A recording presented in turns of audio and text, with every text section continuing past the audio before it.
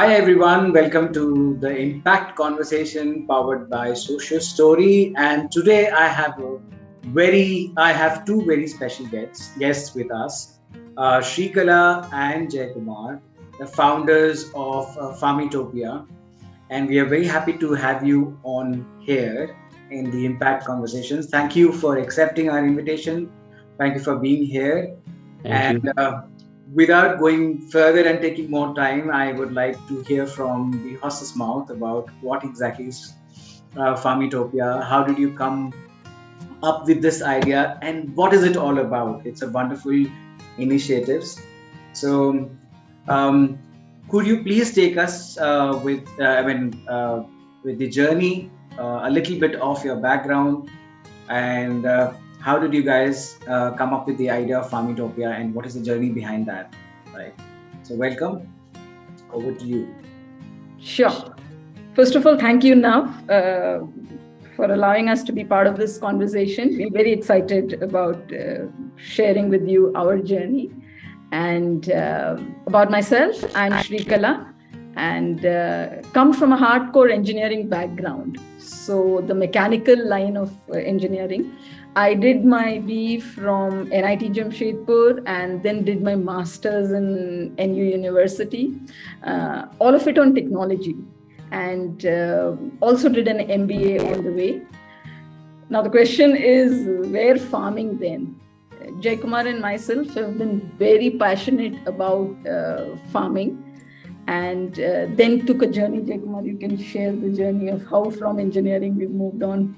Yeah, so essentially both come from family farming backgrounds, right? So essentially both the parents moved out of the villages early, and then hence we were not connected to the soil so much as typically our generation would have been if our parents stayed back in the villages. So I'm an engineer as well, and I work for multiple companies again in technology, but started with manufacturing. And my passion to go back to the soil was very strong. And in 2006, I bought land and started my farming journey parallelly while I was working with some of the companies. So actually, the journey in the last 16 years on farming side as well as technology side has been very, very eventful. So on the technology side, we both were working in large companies in very good roles and performing reasonably well for ourselves in the companies. But on the farming front also, like anything else, it was a passionate undertaking. Any hobby of ours is very passionate and very involved. So even in farming, we went about the same journey of learning, interacting, attending classes, meeting farmers, meeting universities, meeting research stations, scientists there and all of that.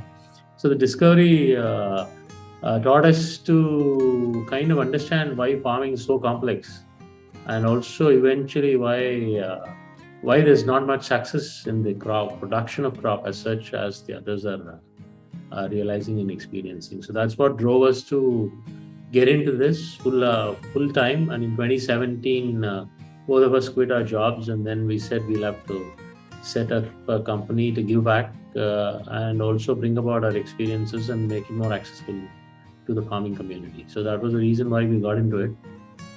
We started a company called Farmitopia. I remember in 2006, there's not a single weekend that we would sit at home and kind of relax. We would be out on the fields just looking for a right place where we could take this passion forward. And then when we finally took land and started cultivating now, it's not an easy journey at all. Like Jay was telling, it is so complicated. I mean, for the first few months and the first few years, we hardly got any returns on investment, because either we did not know when it rained too much what to do, or we didn't know when there were so many leeches around what should we do next. And there's nobody there to tell us how to do it. We had friends who were farmers, we'd go to them and they'd say what they did. When we come back and try to practice that, we realize that our land is different, our sloping is different, the kind of plants that we grow is different. And there's nobody who could tell us what we should do, which is very specific to our land. So we've had a really tough journey in learning this whole thing on how do you do it right. And that's when around 2013-14, we said, no, this is not right. I mean, everybody should know. It should be democratized information on how somebody has to do farming specific to their needs. And that's when the journey said that, look, we've been technologists. He's been heading a whole big department in a big multinational. I've been a general manager with a big IT company. Why don't we make sure that this information technology background that we have is kind of actually put into giving farmers something that they need very badly? And that was the genesis of Farmitopia, which happened in a small room in our house itself. And then we moved on to having an office and all of that. So that's the journey behind. That's amazing. That's amazing. It's giving me goosebumps listening to this entire story. It's brave of you to start like that, and just like throwing yourself in the ocean, and just learning how to swim in the middle of it. I can understand what exactly you have gone through, and the product which has come up, and the service which you have come up with, Farmitopia, is a wonderful experiential output, what I would say, right? So this happened in Bangalore, right? This entire thing happened in Bangalore. So where exactly you started in Bangalore? So it's always been south of Bangalore. I mean, I've been born and brought up in south of Bangalore. Okay. So essentially around Banashankari and that place, right? So, and I think I just want to add to the point you said, we have been brave to get in, right?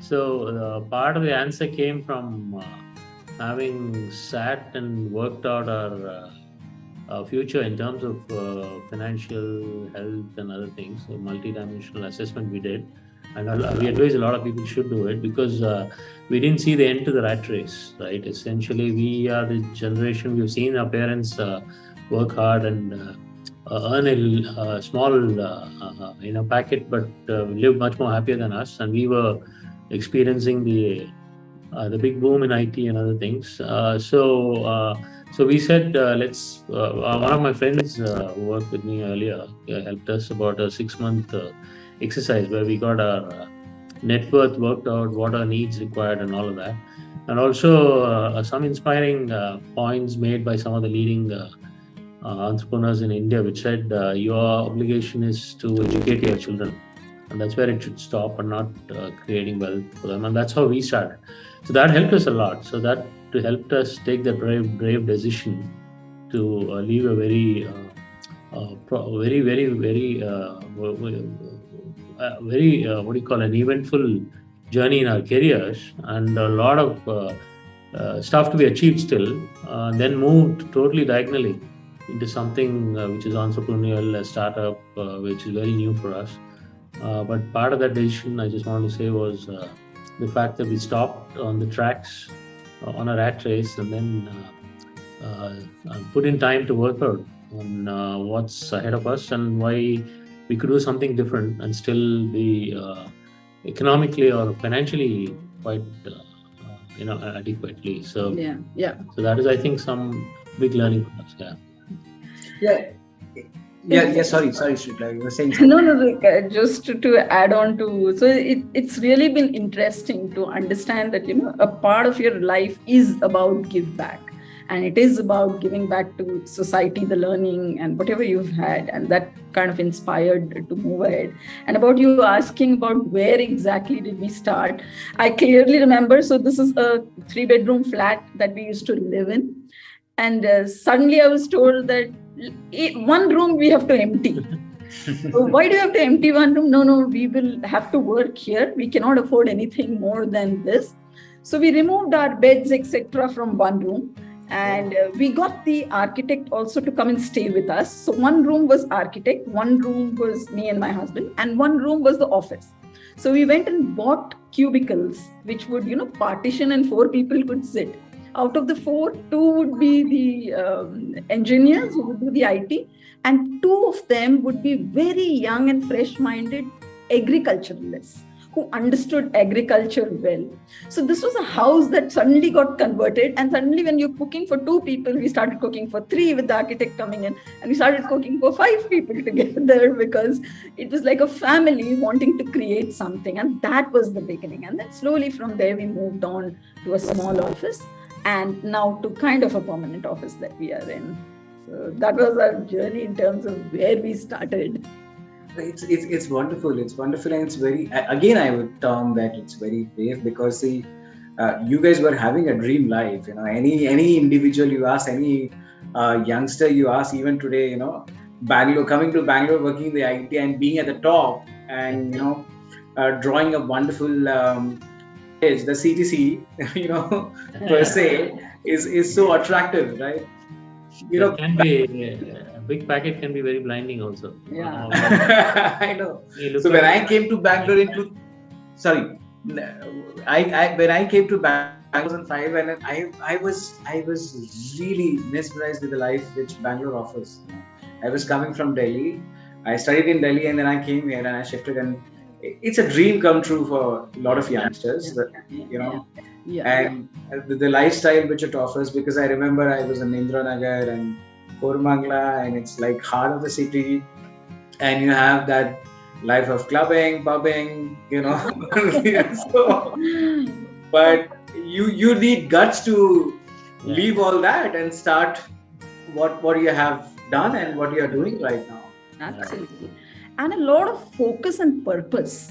I mean, why are you doing what you're doing? So yes, I want to be in this line and I want to make a difference, and I want to catch the bull by the horn and come up with a solution, is what drove both of us to move into this. Yeah. Jay, you were saying something. I missed that. Yeah. No, it's see, the riding and racing on the corporate ladder can sometimes kind of blind you from the real purpose you're after, and it might be too late to kind of catch up on it. So there's always a time for everybody to kind of introspect a bit and then work out on saying how long do you want to work for someone versus if you can work for yourself and create employment and create a change. It's a lot more inspiring. That's kind of thing which made us quit our well-paying jobs and then get into this. Absolutely. And the journey has not been easy. It's in the corporate you enjoy everything. Is systems is in place, processes are in place, and somebody pays you the bill, so you don't worry. But here you are the one who's doing all of it and also creating the market. So it's been a very kind of interesting journey for us. Sure, absolutely. From moving from a comfort zone in a corporate to actually diving into the real world. But the difference there now is that today, if a farmer is using our app, he calls us 5 times telling, "Ye theek ho raha hai abhi. My pests are not there now." And telling that, hey, nobody's thought about us so much and done something like this. Versus a great pay package and great holidays or whatever comes with your CTC. I think the difference is clear. I'd always choose this. When you get to hear somebody telling, yes, you've made a difference in our life, versus the pay. The pay, yes, we do miss it. But at the same time, no comparison to hearing back on how the app can help farmers. In fact, I can term you guys to be the farmerpreneurs or agripreneurs, to quote that term. And it also reminds me because when I started in 2006, there is an organization called Ripples Learning Services, and it's into HR, and it was started by my friends. I was in the founding team. We were just young, fresh out of the college, and one of the major motive was that, oh, you are the owner of your business, you will have a lot of money by the end. So, but then that was the fantasy world when we jumped into it, and now when we look back and even now we joke, that the idea that being an entrepreneur and having lots of money by the end of month, look at your bank account and say, oh, you are paying the bills, but nothing is coming to you. So that's needs a little bit of planning as well, because a lot of startups build it for what do you call build it to play to the current ecosystem, the VC ecosystem, right, where you continuously increase your valuations and try looking for exits. But that's a route we deliberately didn't want to take initially, because it's a very complex problem we're trying to solve, and we have to be very farmer focused. And we know that the journey is going to be hard, but the results it's going to give is immense, and also it's going to be long. Yeah. So essentially, we were very clear. It's, I mean, valuation and values and all come later subsequently, but we have to deliver what we set about ourselves to go after. So that's a very big difference. And of course, I mean, that comes with the fact that we had some financial stability as well, right? So we're completely bootstrapped. So that, again, going back to that 2016, 2017 exercise on net worth, played an important role. Yeah. So both of you mentioned one important aspect is giving back to the society, and and that's what we are talking about, and that's why we thought that we would cover you in Socio Story, because we are actually looking for the impact which everyone is creating towards the society, how we are giving back, and hence it was very motivational, inspiring for me to have you both on board for this conversation. Yeah. Moving forward, I would like to know that what is the vision under Farmitopia? What are the things that you guys are looking forward to achieve or attain over a period of time? And what is the process of giving back? How is it helping the farmers? Yes, so I mean, I'll add, you can add as well. So Okay. I think the big picture is very clear to us. Is in the business of food, or the agri business as they call it. I mean, everybody is seeming to be riding the wave, the opportunities of urbanization, developing countries, changing palates and changing consumer behavior, and then bringing technology and trying to shape it. And largely successful, between good to phenomenal success they're achieving, right? Which is great, as actually. But if you look at the farmers as such, right? If you look at the farmers, who's supposed to be the core of all of this business, essentially the producer of the commodity which is being traded or sold or whatever, are they commensurately taken along in this fabulous journey? The answer is no, essentially. So the thing you look at is everybody else is doing well around the business of agriculture, but the farmers somehow are left behind and having to left to fend for themselves and find a way out. And so that was one of the reasons. And then we felt, so our vision is to level the playing field for the farmers to succeed. So it might be knowledge asymmetry, information asymmetry, physical products not accessible, automation not accessible, not growing to the market, knowledge of the market, not the trends. So it's a complex thing, but how do we level the playing field for all farmers to succeed is our vision, essentially. And we also realize very clearly that it cannot be done in isolation, right? So you have to bring all the other players onto some kind of an equitable, transparent, scalable platform. And we want to very aptly term it as a trust platform. So there is a lot of trust deficit in farming, as we have experienced in 16 years. So we want to build a trust platform where everybody plays on an equitable sharing of knowledge and data, and on a single source of truth. So that is why the data play is significant here, right? So our vision is to level the playing field for all farmers, but in partnership with the other players in the ecosystem. And some of it calls for very core, clear values, right? So one of the values is to be very, very, very farmer-centric. So we are building something inside out. So we're going to the core and trying to bring out and connect everybody else so that the core also thrives, while the rest enjoys the benefits of what the nation is offering today. And also, secondly, how do we contextualize whatever we want to do? So actionable insights is what is important. It's a very key factor for scalability. So it just cannot be that you go on an education phase of farmers over 5 years to bring them on board to some new crops. But then the world has already changed, the markets have changed, the crops have changed. So it has to have an actionable insights core at the core, where it serves what the farmer needs at that time and the ecosystem players need. So it's always the entire ecosystem.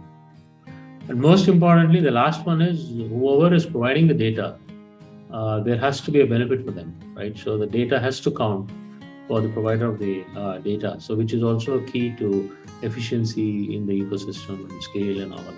So that's how our vision is to level the playing field for all farmers to succeed in partnership with the ecosystem players. But the core values are very farmer centric, actionable insights, and we want to make data count for the provider. True. And very what Jay brought out, and which is our core value, is, are we farmer centric?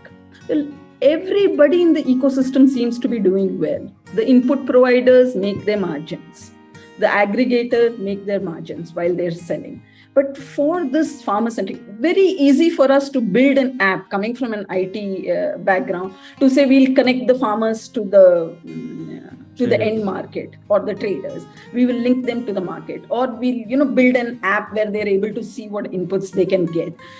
But that's not the core. If the farmer is in the center, how can the farmer grow more? How can he get more yield? How can he do the right things? So very clear value that Jai brought up, and we believe in it completely as a philosophy, is, are we farmer centric? Or is my alliance with another label who's ready to pay me for giving this to the farmer? No. So we truly believe that it is farmer centric. And also the second point that Jai said was actionable insights. Actionable insights is very easy to tell the farmer, you do this and you will get more, or give him knowledge or gyan on how he should, preach to him on how he should do. No, can I be with him at the right time, giving him right information according to what he desires, not general gyan or general knowledge. I think this is the philosophy with which we started, and we eventually grew up to be the product that we are today. So we also we are a platform. We are not an app as such, right? So that's because it's an interactive thing. It's not a one-way communication. It's not static data. And secondly, it serves multiple players on a single source of truth. So many participants, and we intermediate data between the players. And the core of this is we took about 2.5 years to build the crop models, digital crop models. So essentially, we've encapsulated the agri-science, the physiology, pathology, entomology of a plant in a digital model. And hence, it gives us immense power to serve it contextually to a location, soil, a farmer, a crop, season, and all of that. So that's the core to us. And we are a platform, so we don't want to call ourselves an app as such, because there are too many apps which are providing and also apps have a leaning towards, and this is the point about being in it for the farmer, and we question ourselves every day on, are we doing anything which is not farmer centric, right? So that is also because we didn't want to put up something out in the market and have somebody else sponsor us, or we start selling somebody else's product. See, again, it comes back to the trust deficit, right? The farmers, we have to build trust in the farmers so that we're not trying to push something again, because many people are pushing stuff onto the farmers. Yeah. And rightfully or wrongfully, whatever. I mean, rightfully so probably. But essentially, and the other value is we never want to take farming away from farmers. There's a lot of knowledge, a lot of experience with the farmers. It's only about accentuating, enabling it more, and empowering them more. And we really don't want them to become subservient to another service or a product, because they're already subservient to loans, waivers, subsidies, and all of that, right? Yeah. So these are the core things. So in fact, in what we promote, we don't want to be prescriptive either, right? So we give him opportunities to bring his experience in and apply. So we're bringing science to the doorstep, but wrapped with his experience. So just to give you an example, when we put out a specific activity to be done in a specific day, we understand, myself being a farmer myself, we understand there could be situations where he cannot do it that day, right? So for money or labor or whatever, so he can move it to whatever. But then at the background, the physiology of the crop takes over. In the sense, you cannot move something beyond a stage of a crop. Then it becomes a waste of money or a waste of input, right? So it is all about, I mean, the lessons you learn in deal making, right? You should also know when to pull back from a deal in progress. So we play all of this, and we also offer whys. Whatever we say, we give him information on why he's doing what he's doing, so that we want the farmers to be inquisitive and question and bring the local experience and give us feedback on saying, look, there's more practical way of doing it, because now I understand why I'm doing what I'm doing. Yeah. Right? Yeah. So it's a very, very farmer-centric platform we build over time. Yeah. And we keep questioning ourselves every day. Yeah. Because it's very easy to get some funding and then quickly on the third page put up some ads and get some revenues. And again, you're questioning yourself on, are you building a trust platform? Because there's a huge deficit of trust, right? So again, the 2016-2017 net worth experiment plays a role in this, because we can hold ourselves with the funds we set ourselves for us. Not many startups can enjoy this, but this is some of this what we planned very well, and this is what we want to take to market and get some traction. Yeah. So, which means, listening to you, what I'm saying, the entire picture is that this entire platform is focusing on the farmer per se, right? Yeah. It is completely empowering them to take decisions, have options and choices. Yes. And come up with the best possible options for themselves with respect to their profession. And it's not just their profession, it's basically their entire life and livelihood. I mean, and they are not just doing it for themselves, they are doing it for the entire country and the society, where they are feeding people, right? Yes. It's a huge thing, and they need to be empowered, because the last few years, or last few decades, we have been listening to the stories, the plight they go through, the challenges they face, and there are a lot of been suicides. The country, we are dependent on agriculture, even in terms of economy. Absolutely. True. Very true. If I'm not wrong, that 68% of our economy is still agriculture. Correct me if I'm wrong. I believe that 68% of our economy is still agriculture. Yes. So, and yes, the government, both. I think most of the central government and most of the state governments, they are focusing back to the backbone of our economy, which is agriculture, and it needs to be upgraded. It needs to be empowered. It needs to be supported. We need to create an environment so that they become strong and robust. And yes, we have new agripreneurs in the society, right? Empowering farmers is one, but you have to again work with the ecosystem to ensure that the information in exchange and the whatever the transactions happen are equitable and fair and right, even ecologically right and other things. So that's why we've grown into a platform where we intermediate contextual data. We want the input providers also to not have cash flow problems. So what that means, if you get to the bottom of it, is that they need to be relevant to the farmers. So they need to know who's growing what, at what stage the crop is and what they need. And if he knows that, he can churn more sales by stocking the right thing at the right time and not get into a cash flow issue.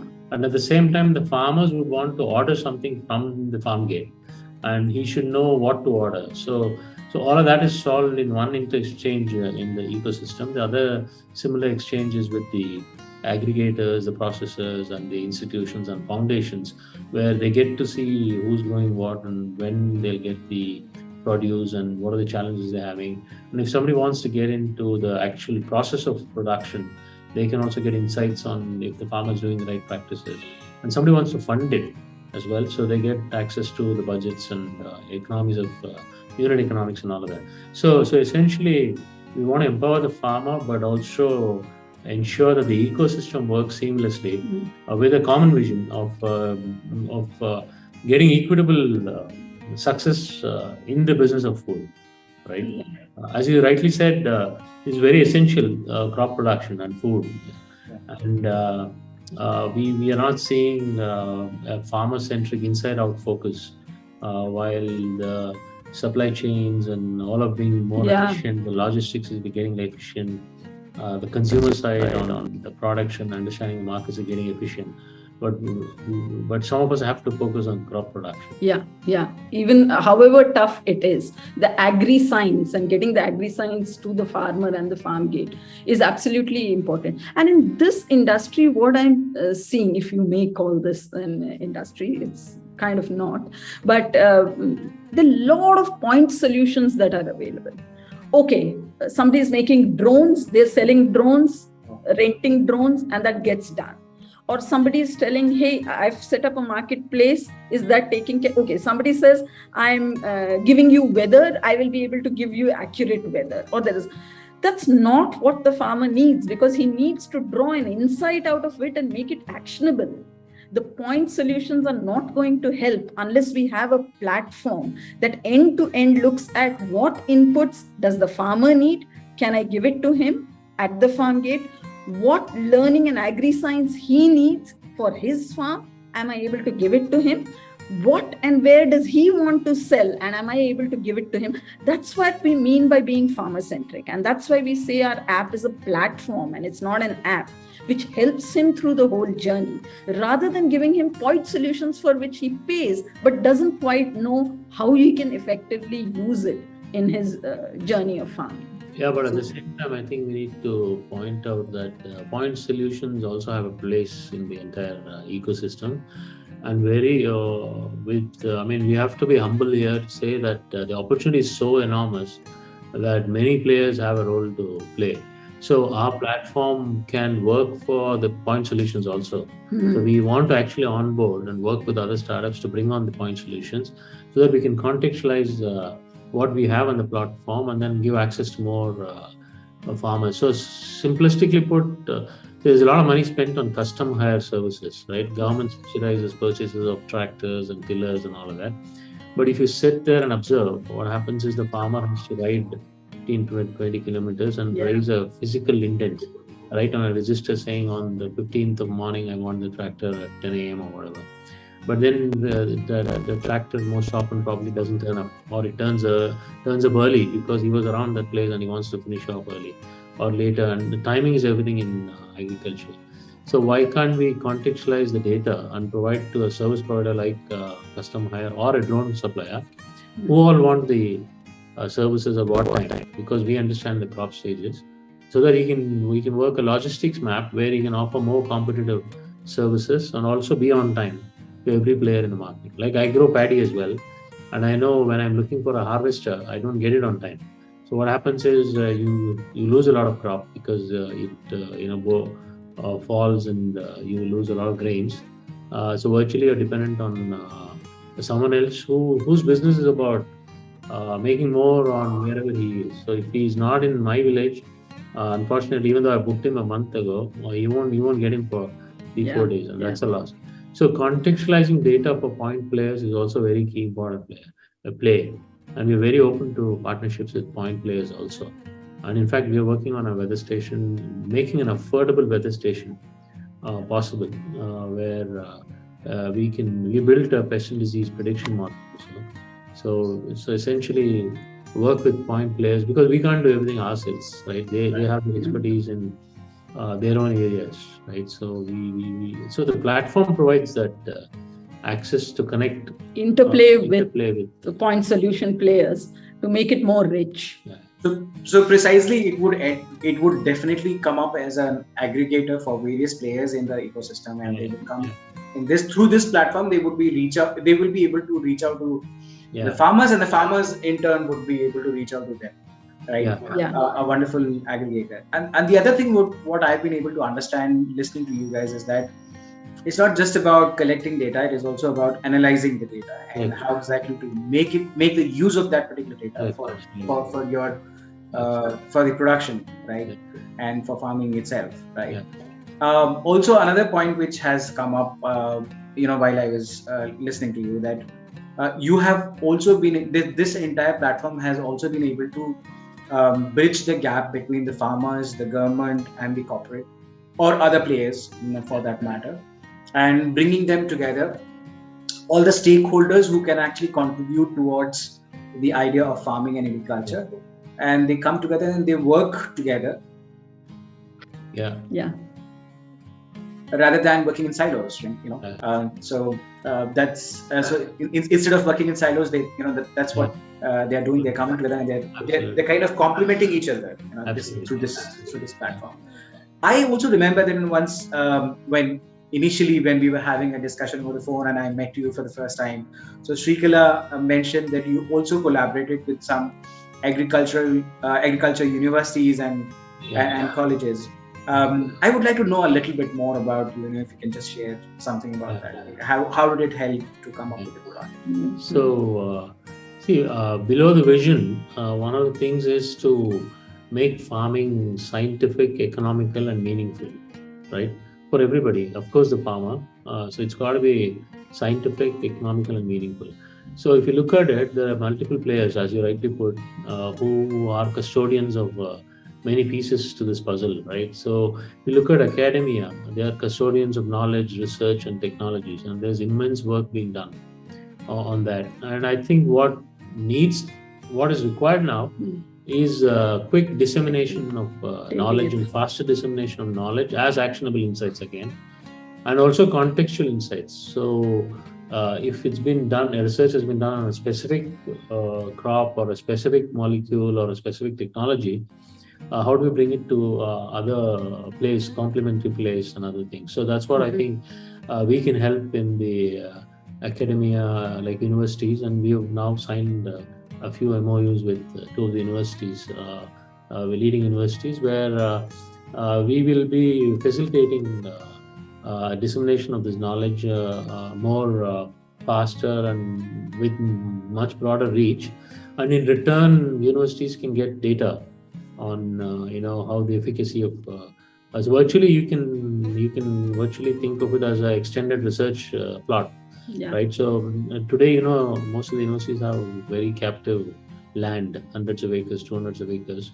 Now imagine they can pick very diverse environments virtually and then look at it as a research ground, right? So that's how we want to work with academia. And the government has policies and funds, as we all know, right? So I think one of the needs there could be how the quality of the funds used, right? So how is that used by the farmers? And it's not just disbursement, but it's got to have an impact.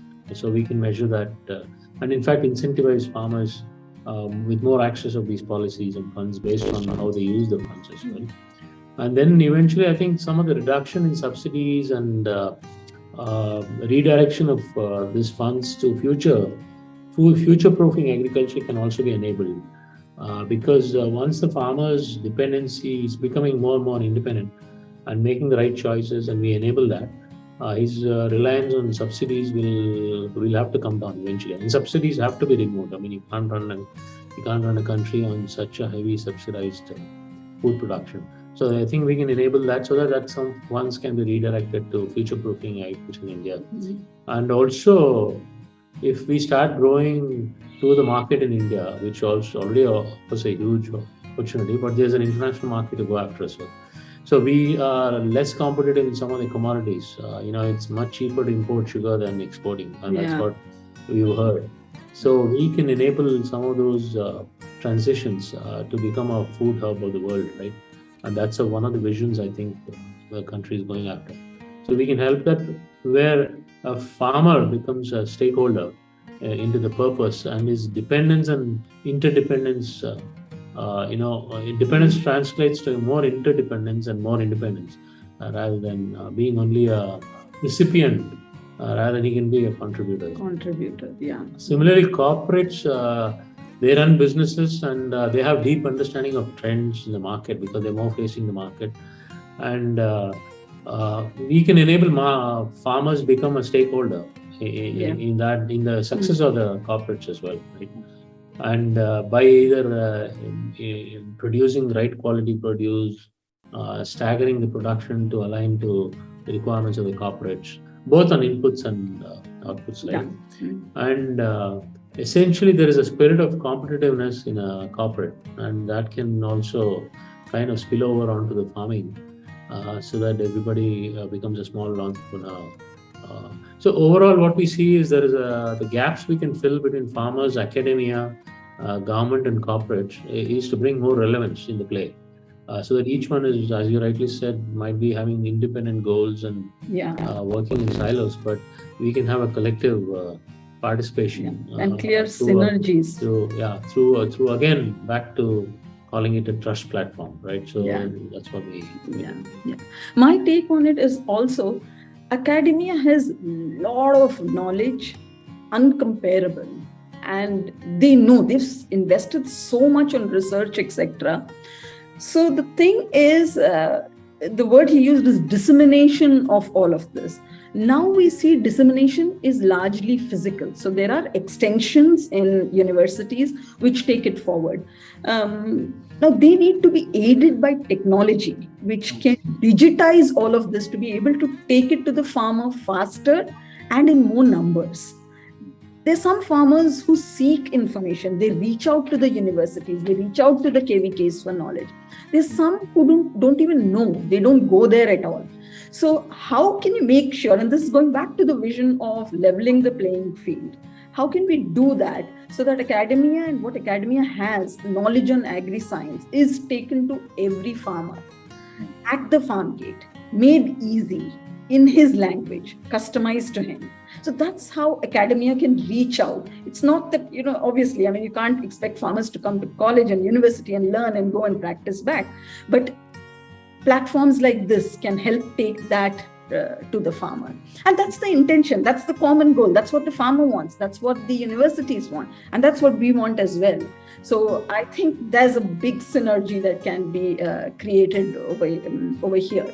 And government, so directly, I think Jaikumar shared about how subsidies and policies can be actually taken forward and how we can be part of it. First part of is the information. Is the information reaching the farmer? There could be a news article which says 50% subsidy on this or a loan of this sort.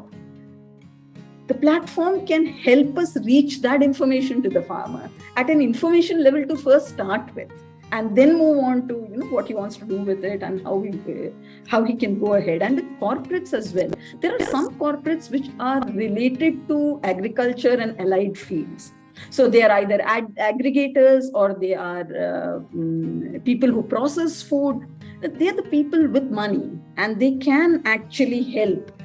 It's a win-win. They get to know what the farmer is doing and make sure that he's doing the right things. And for the farmer, they have an assured buyback by those corporates as well. So that's corporates that are in the field of agriculture or allied fields, etc. And for the other corporates, I think corporates in some form or the other, all of them have a CSR and a wanting to do something and give back to farming, because farming is the basis of life actually.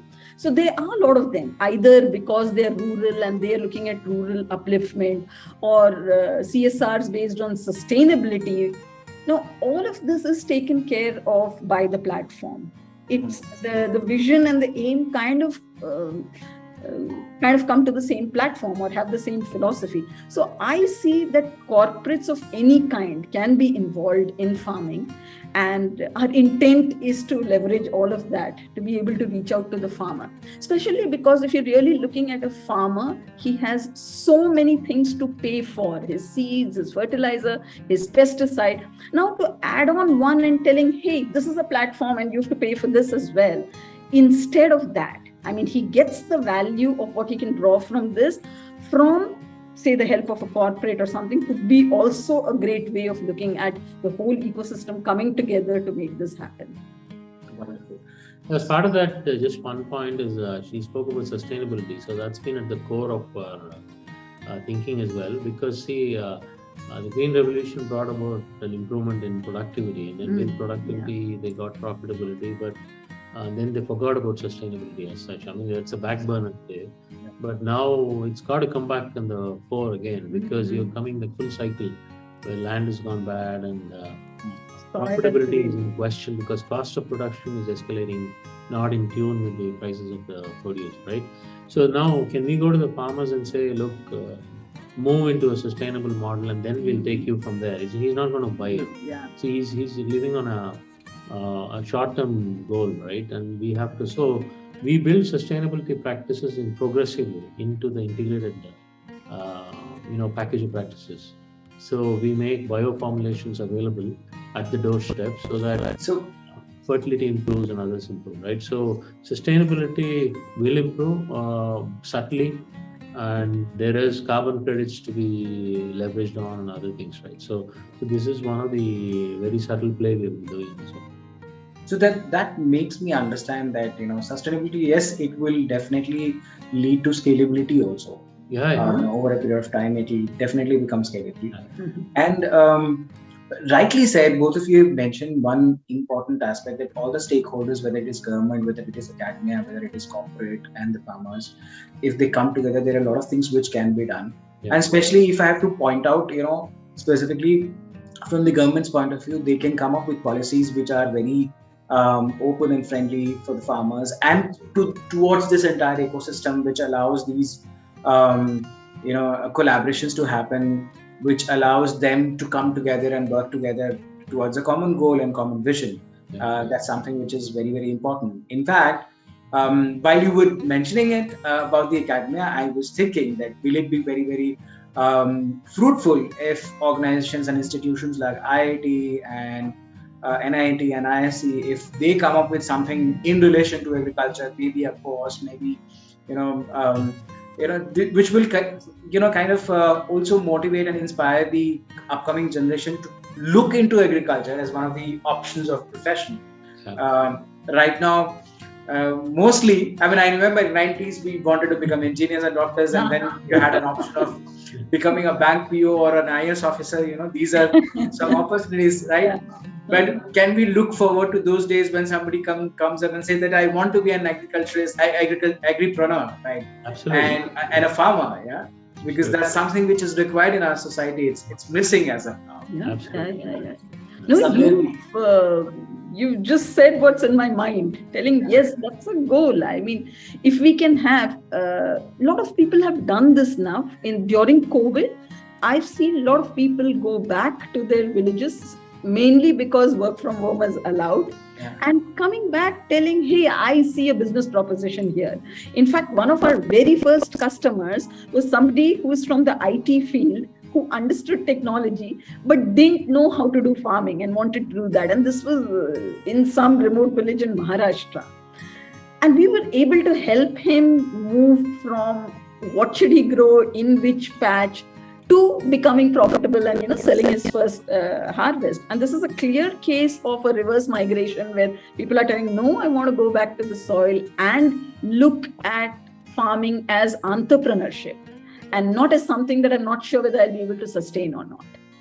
Right. I think the answer to that might also come when the realization hits you that it's not just money, it's also health and clean air and slow pace of life, and that can come about at different stages of a person's development. But that we have seen that when we go back weekends to our estates, the quality of air is so good, and you actually relax without knowing. And then we fight much lesser there, is what we realize. No, and then the thinking is much clearer. There's more clarity, and the pace of life is different, right? So you understand the value of time there, right? And also you start appreciating nature because it sets the pace, and you have to be a participant, active participant. Like in IT, there was a famous book which said, you can put more people at software and try to make it faster. But in nature, you have to go with the pace. The plant will, if it's yielding after 7 years, it will yield after 7 years. But you have to nurture, grow, ensure and have the patience and all of it. So there's a lot of life lessons someone learns, which you cannot learn when you're just pursuing a pure corporate life. Right? So this also reminds me, I have been born and brought up in Bokaro, and city like Bokaro, Jamshedpur, and Ranchi. It actually keeps you grounded to the soil, and you're very closer to the soil. While I was growing, there was a small kitchen garden, and we had all sorts of fruits and vegetables which was grown there. I never bought guava during my childhood days.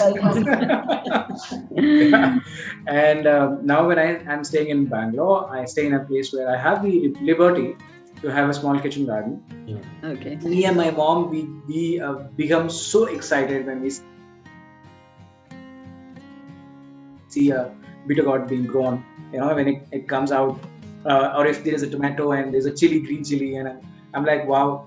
For two people, if you just want to have bitter gourd bhujia, and you can just pluck it and prepare it for yourself, it's so satisfying, and it's such a wonderful feeling to have that, and see it grow over a period of time, nurture, give it time.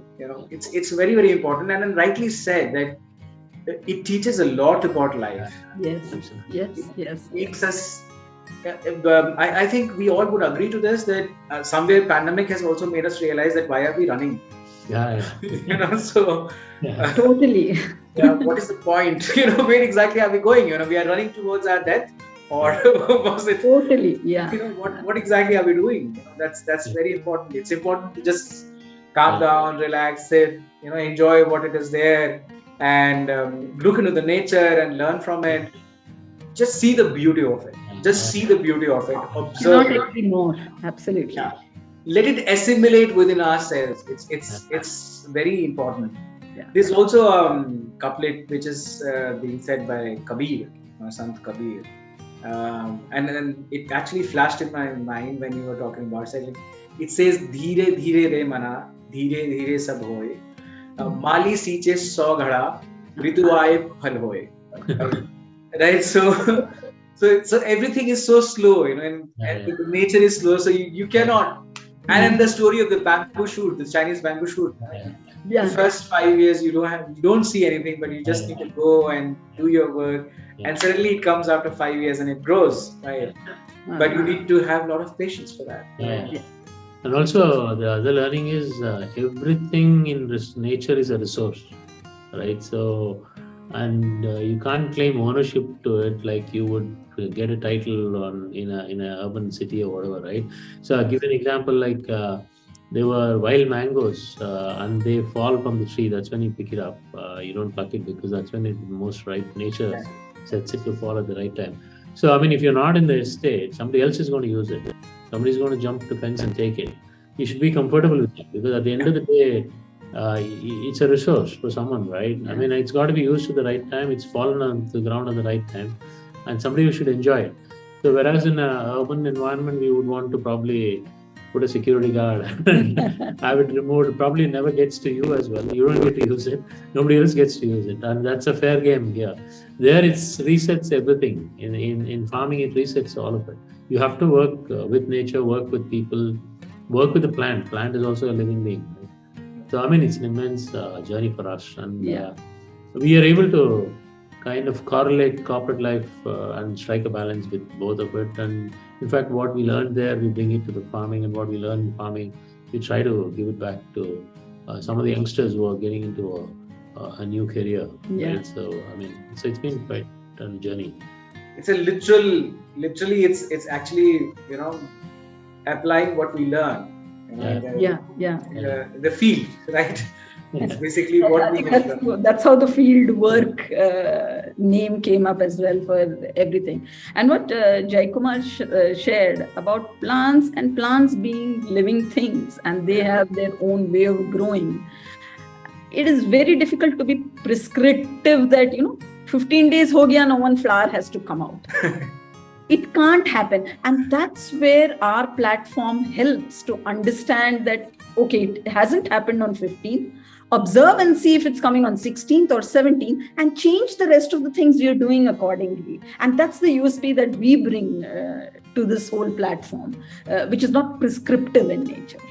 It's similar to the birth of a child. Yeah. I mean, of course, on the paper it's the 9 months, but you don't know, how it lands. You have to keep nurturing, keep feeding, keep taking care of things, and So whatever conditions you can kind of create for good growth, you should create. But the rest is a lot of things work outside of your control in farming also, right? So that's why you have to do your bit right always. So you get your parts right, and then the rest will have to take care of itself. I mean, so the risk is reduced. So for that, timing is very key in agriculture, right? So it cannot be a checklist business. I mean, a neighbor bought the fertilizer 20 days later, so I also buy and apply. Your crop might be at a different stage, right? So timing is critical. So that's the thing we bring about. And it's also a business of observation. Yeah. It is a business. It's not like in the IT, and that's the biggest difference we found, where you schedule and say, this is start date, this is end date, then next activity, this is start date, this is end date. You don't have to observe. The software engineer will do his job, the testing guy will do his job, the quality assurance will make sure that everything is fine. There's no observation required there. But unlike that, and that's where the crop models and the complexity of what do you observe and how do you interpret it to something that's going to be useful action for the plant is coming up. Yeah. You know what? I am literally enjoying this discussion, and I don't want it to end at all. It's such a refreshing discussion, and I really get such people working on such a wonderful project idea. But then we do have time constraint, right? Sure. Yeah, and I would definitely like to call you once more on our impact conversation. So I would like to know your thoughts as an individual. I'm sure that when you would have decided on this, one major stakeholder in this for you both to take this decision is your family, right? Yeah. How did you convince them? What is the kind of support which you got? Because it's not just about both of you, it's about the entire ecosystem which you have around you. Was it difficult or was it easy? This is something which I would definitely like to know, because they are the silent participants and stakeholders, and they are the cheerleaders for you, right? So how was it there on that part? So actually, the value systems and the conditioning, the way we were brought up, right? We lived very simple, low middle class upbringing. So I think that plays a big role in how you perceive and view things in life. So that has come in handy. And second thing is, we've also seen quite a rapid change in our own financials and our own growth and all of that, which probably our parents would never have even perceived. In fact, when I quit my first job and joined an MNC, I used to earn 2,000 rupees as a salary, and then some MNC offered me for 8,000. So that's a 4-time jump. So my father said, you're leaving a family business of India, well-known family business of India, and how can you do that and join a MNC, right? So those questions were always there, and which also made us always question ourselves on, are we doing the right thing, think over it, brood over it, and then take decisions, right? So that's been something which has helped us take these decisions. And second thing is, we always work together on whatever decisions we make, and we looked at the holistic approach. And wealth creation was not an aim or a goal baked into our DNA, right? So because I remember my father would get salary and then give his part of it to my mother, and mother has to manage the budget to bring up the children.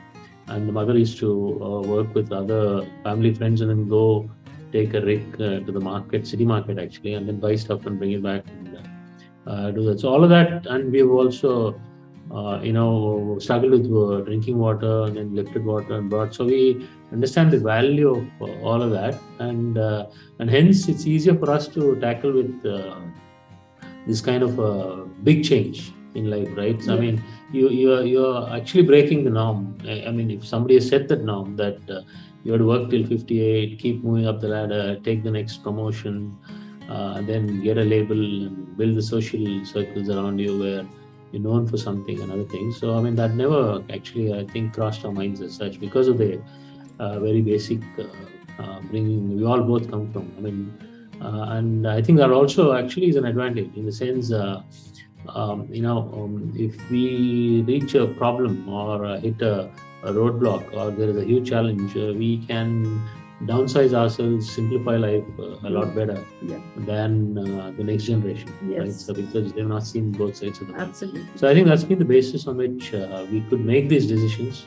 And of course, financially, I mean, she doesn't have a clue on the decisions I make or whatever.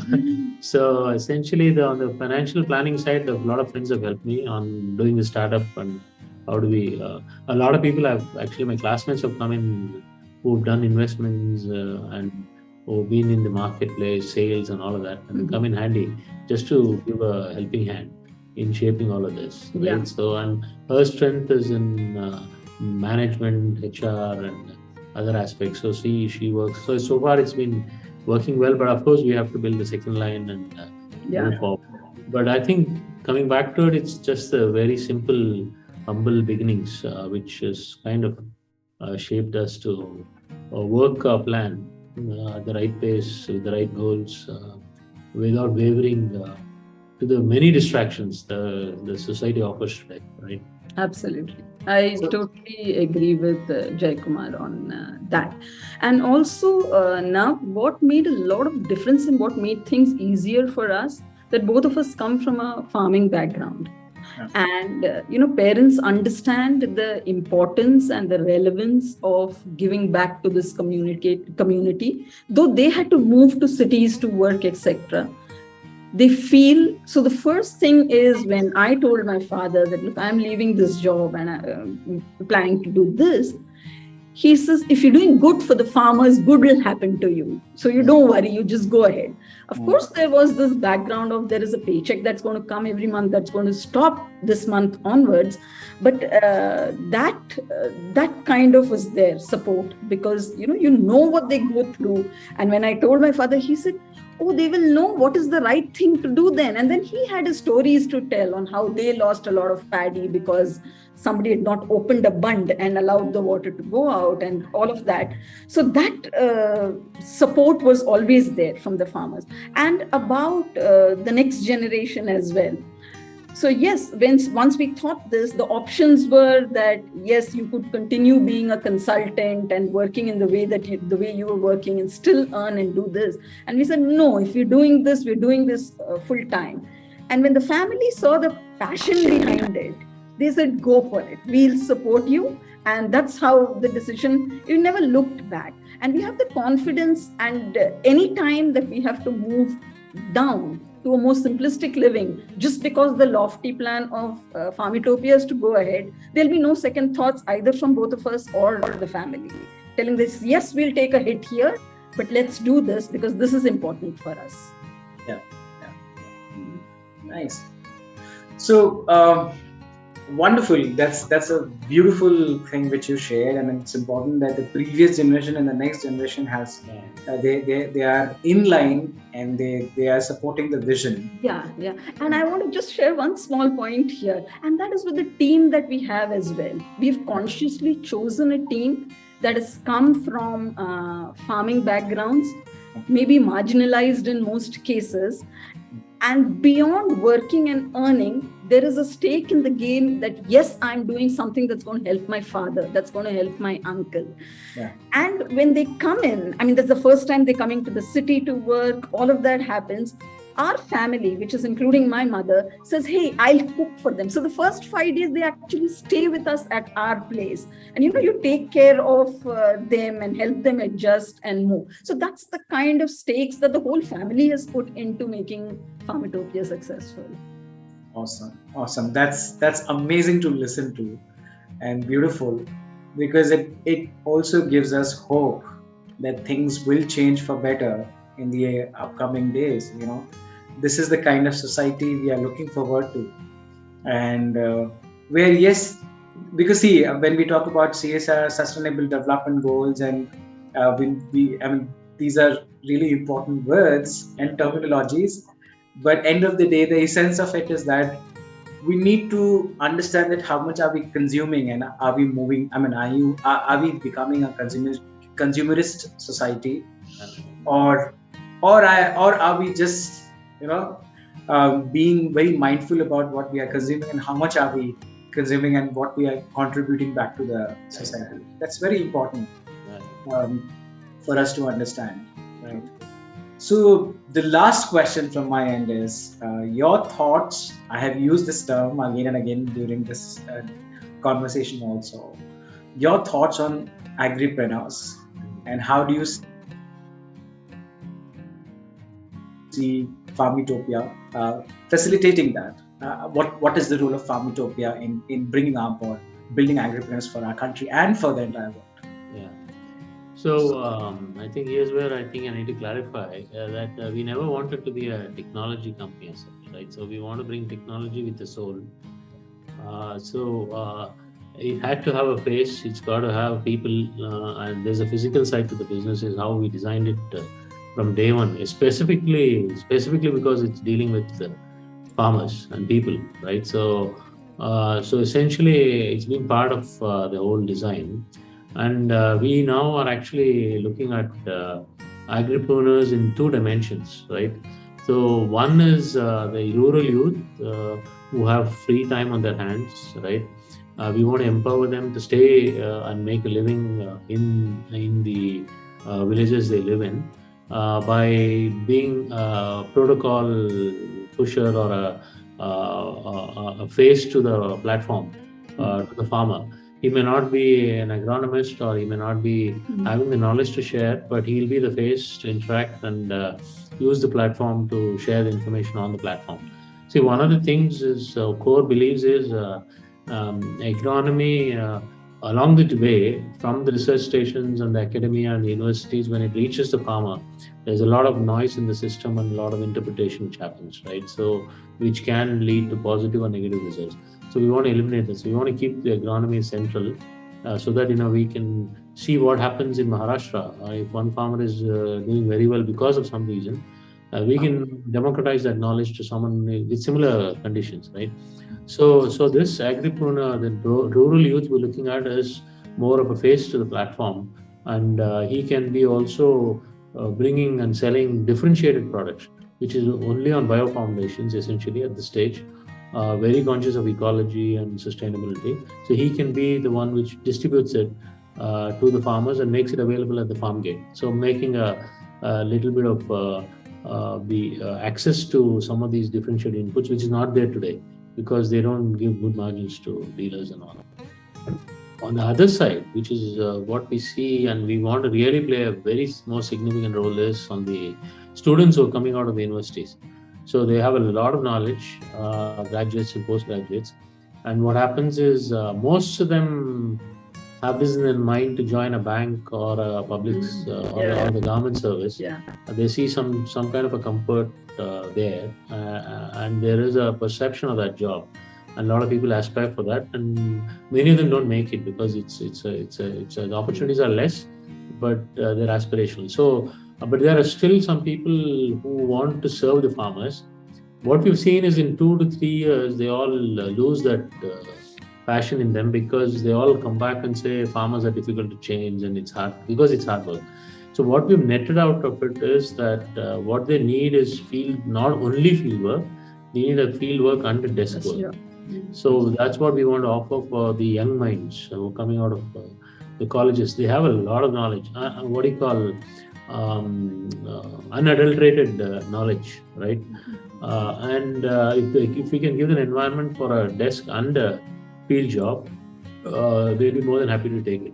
In fact, all our employees have been selected with a lot of effort. We spend about a day, we screen a lot of people, we look at their personalities, where they come from, what their upbringings are, and that's how we bring it. And most of them filter out to be really passionate about wanting to bring that knowledge back to the farmers. So agripreneurs in two dimensions. One is the rural youth, who will be the face to the platform and also mediate some of the differentiated products, and the students who will be field officers, who will have the luxury of a desk and a field job. So that middle ground can still tap into some of the serious and aspirational students who come out of a job and really want to make a difference. And in all of this, one thing I don't want to forget is we're very women friendly also. So we've seen a lot of people, lose out on the opportunities essentially because of whatever the normal trend of getting married and moving on or whatever, and they also lose some of them on a financial independence. So we're very clear on that part. In fact, most of our employees are women who don't get a job outside because most of the companies are looking for men for field work. So we want to enable that, and actually the bigger vision is for them to once they get married and settle down in their places, they'll be our what do you call, a sponsor or a franchisee, and so that they become a better entrepreneur as well. It's pushing our platform. So that's the broad thinking we have on agri-entrepreneurship. It's very core to us. It's very important. It's not an unemotional download on a platform. It's got to have a face, and that's what we're nurturing. In fact, we've been in discussion with some of the universities to work on a finishing school for graduates. So when they come out, they come with knowledge, but they may not have the finesse on how to deal with situations, talk to farmers in their languages, interpret problems, connect the dots. So those are the skills which will round their capability to take on the world, right, with the knowledge there. So that's our story on agripreneurship, and we're very serious about it. And also agripreneurship extended to current farmers, small and medium farmers, and even marginalized farmers. So the platform is also a slight mind shift change from its behavioral, which is on, can we make them think business by not teaching them project management and money management and financial management, but bringing in the platform brings in a way of life for them, which helps them become entrepreneurs naturally by the process of using the platform. So we don't want to miss out on them as well, who you say, oh, he is where he is because he doesn't know, or he doesn't have business acumen. Not needed. I mean, what he needs is in the platform to be able to nudge him to move towards becoming an agripreneur. So it is about, yes, creating new ones from the local youth there. It is also about bringing behavioral changes in people who are farming to think of their job as something much beyond just bringing the produce. It is about thinking as a businessman and being able to be an agripreneur by yourself. Wonderful. That's really insightful and very informative, very visionary, if I have to put it in those words. It brings lots of hope, not just for the farmers, also for the upcoming generation, in our future that builds India as in a different light, as a country. Make in India, or all the terms that we have been knowing. Yes. Right. So, I still have this feeling that this should continue. This discussion should continue, and we can just keep talking about it. It should go on and on and on. It should not stop. But thank you so much for taking out time. Thank you so much for being so generous to be here, share your thoughts, share your vision, talk about Farmitopia. and the vision you have for the farmers. It's a wonderful um, work and beautiful idea, and you guys are doing amazing. I'm sure that Farmitopia will definitely change this world. It's a change agent. It'll definitely bring a lot of change. Yeah. Yes. And thanks to our friend Paritosh. Oh, Yes, You know, absolutely. so that he connected us, and what a wonderful set of people I have met in my life. Thank you to Paritosh also for this. Yes. And thank you so much, Nav. I mean, all the conversations we've had with you has been, it's opened our minds a little more, and to think about a lot of things that you said. And thank you so much for giving us this platform and this opportunity to speak. And as you rightly said, and my mind is going on, oh, I have to tell this also. I wish I could tell this also. But yes, there's another time for that. Thank you so much for giving us this lovely platform to convey what we do and what we love to do. And yes, as you said, yes, change India. So, by the way, this is just the beginning with Socio Story, and yeah, we will keep meeting. I'm planning to come down to your office the next weekend. Yes. I really want to see that how things are shaping up, and I just want to experience it personally. Most welcome. Yeah, and let's take it forward together. Yeah. So 3 cheers for Farmitopia. Hip hip hooray, and hip hip hooray. Yes. Thank you. It's been a pleasure talking to you. Thank you. Yeah. Thank you so much. Thank you.